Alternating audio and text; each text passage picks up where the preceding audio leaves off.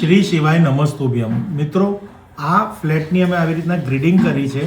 આ ગ્રીડિંગ કરવાનો ફાયદો જે છે કે આપણે પર્ટિક્યુલર ખૂણાઓ જોઈ શકીએ.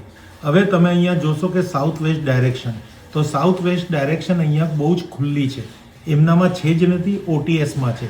અને સાઉથ વેસ્ટને પૃથ્વી તત્વ કહેવાય. તમારે જીવવું હોય તો પૃથ્વી ઉપર રહેવાનું.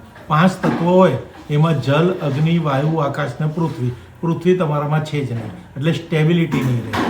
એક જોબ મળશે, છૂટશે, બીજી મળશે, ત્રીજી મળશે, સ્ટેબિલિટી નહીં રહે. એ આ વાસ્તુ કહે છે, પણ આવું થાય એવું શક્ય પણ નથી. એ ઈશ્વરની કૃપા તો આવું ના પણ થાય. ઓકે, હવે સાઉથ વેસ્ટ નથી એટલે આપણે એને પોઝિટિવ કરવાની છે. તો ત્યાં તમારે 2D રેમેડી માટે કરવાનું છે ફેમિલી ફોટોગ્રાફ્સ, એટલે તમારા રિલેશન સ્કિલ સારા થાય. ત્યાં 2 લવ બર્ડ્સ. ઓકે, પછી સ્કિલ, તમે કોઈ પણ સ્કિલવાળી ફોટો લગાવી દો. તમે કોમ્પ્યુટર પર વર્ક કરતા હો, વોટ એવર જે કંઈ હોય. અહીંયા માટી કુંભારની સ્કિલ બતાડેલી છે.